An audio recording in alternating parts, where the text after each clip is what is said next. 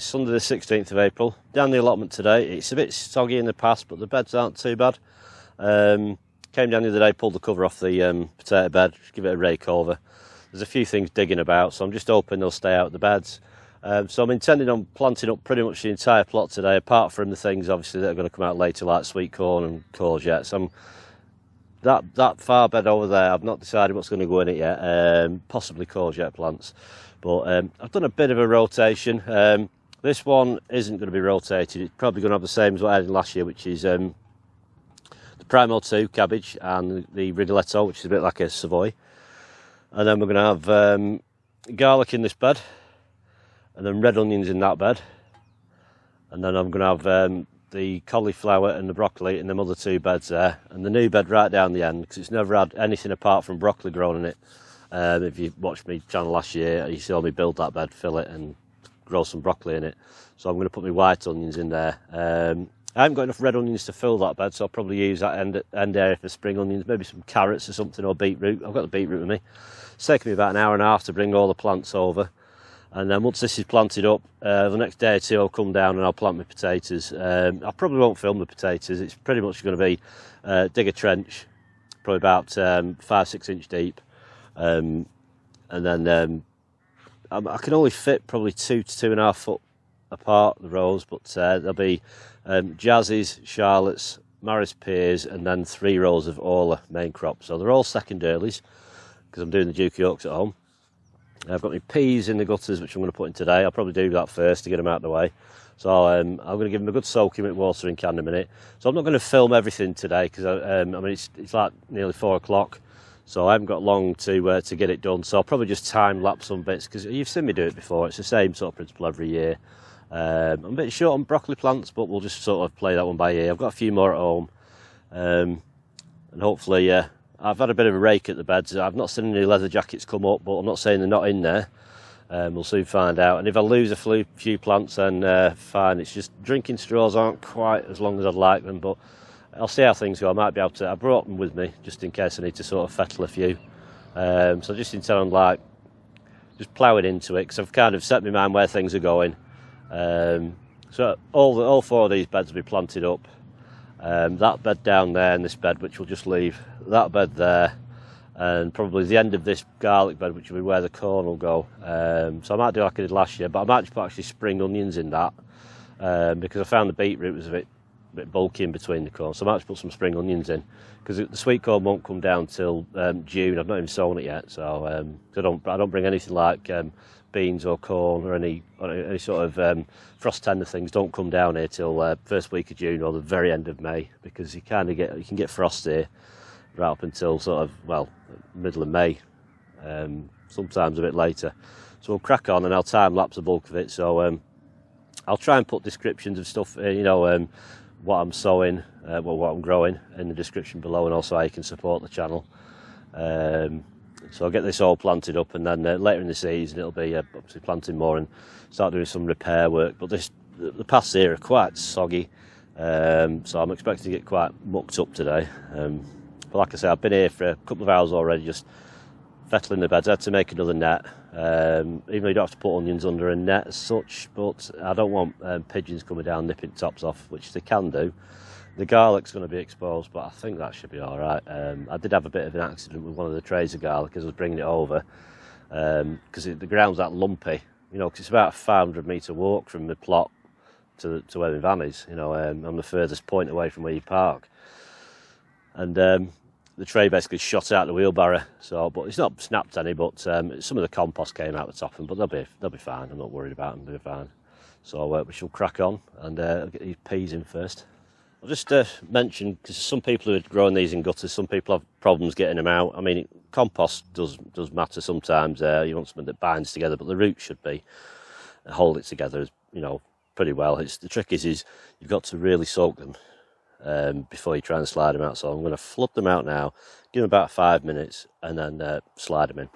So I've already sort of hollowed out a little area for them to go along that little pea net. So I'll just, don't be worried about overdoing it, because they'll drain off. There's 20 foot of peas here altogether. So I'm just going to go with a full 10 litres of water over the whole lot.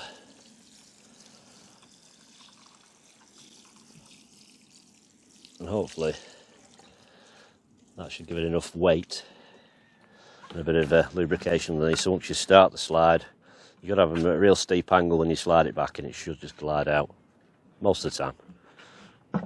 Right, so I just put just tape on the ends of these. So I'm just going to snip the tape, slide that back, it should be alright.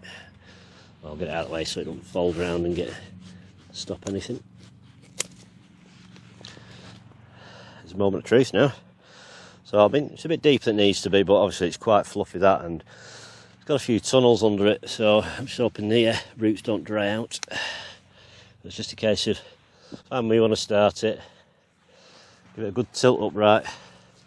It's like a 45-degree angle, give it a shunt, you just start working your gutter back, keeping an angle on it, and then just you can brush some soil in around the sides if you want, like so, water them in, and that's your lot.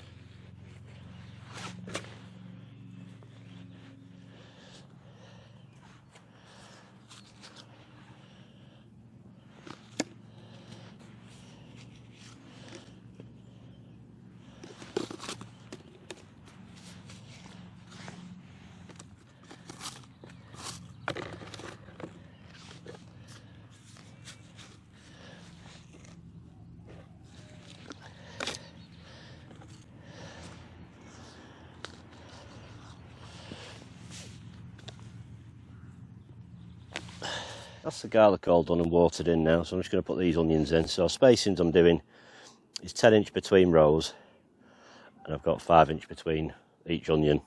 I'm probably looking at, I don't know, 80, 90, 100 in here. So I'll have about 4 foot left at the end of the bed, which is kind of alright, you know. Gives me something to put in later in the season, or I can find something to put in. But onion, the garlic I've spaced, I think it's 7 inches by 8 inches apart. So I was going to do 7 by 9, but I thought, well, I'll give myself a bit more room for some more corn. So I'm hoping these onions are okay. They got absolutely saturated by the rain, so I'm hoping get a bit of sunshine to dry them out, because otherwise they will rot off, I think. Which means losing a lot. Simple, just dip these holes out. I'm not really going to push them in too hard either. I'm just going to nestle them in, and the roots can tap into the soil. I will have to give them a quick water just to wash the any soil in the gaps, otherwise they'll dry out. So we are due some sort of, a little bit of rain tomorrow, or a bit of cloud tomorrow, so it's not going to be hot tomorrow, but the sunshine the day after. So there's 6 rows of 15, and then I might put another row at the end, I don't know. I've still got a lot of onions left from last year, you see, so. But I can leave myself some left over and just put them on if need be, just in case I get any that do kick the bucket.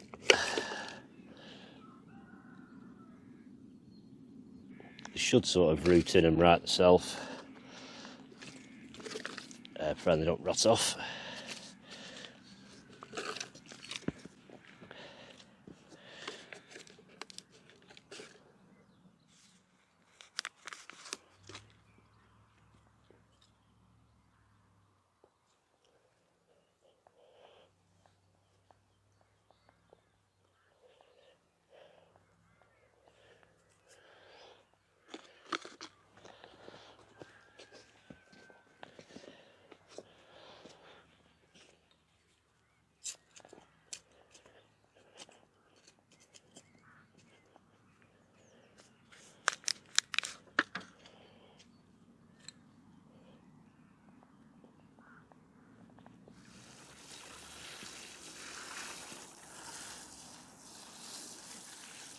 Right, that's the golden acre, the prime I've put 8 in. I've kind of just guessed the spacing to give them a bit of room. They're a bit of smaller cabbage.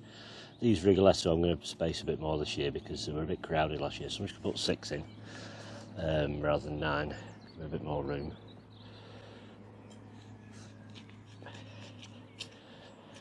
And I've just got the broccoli and white onions to put out and a bit of gap filling. If I get it done today, I'm hoping to, but I'm getting a bit worn out now. Let's see how we go.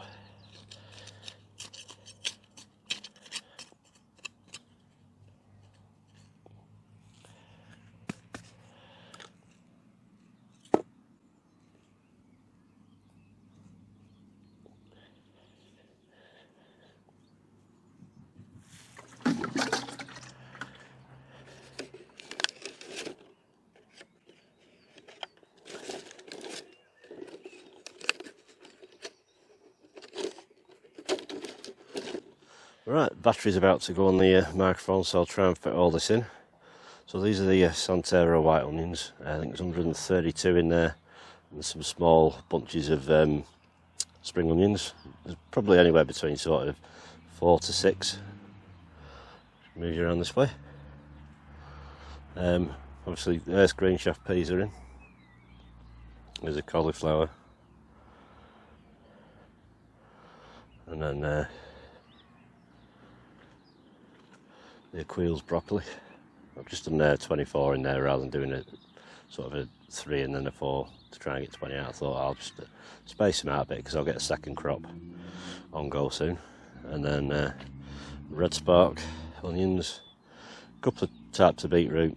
This one's like a long cylinder one, and this one's Bolthardy, that one there. And then some more of the little bunch of spring onions, smaller bunches, probably anywhere between sort of 2 and 5 in each bunch. Just I'll just harvest them a bit like chives, really. What else is there apart from a lot of soggy mud? Right, we've got the cabbage. Obviously, we've got the Rigoletto and the golden acre. So what's left to do really is fill that end of the bed with some corn or something, and that bed there, which might be courgettes. And of course, there's all the potatoes to plant. Can't remember how many. There's over 100 anyway. So being the next few days, I'll come and do it all in one day. Cause it'll be a bit back-breaking, but at least it's all done then. I can get cleared up at home and sort the polytunnel out, ready for all the next sowings. So on that note, thanks for watching. Take care, and I will see you very soon. See you now. Bye bye.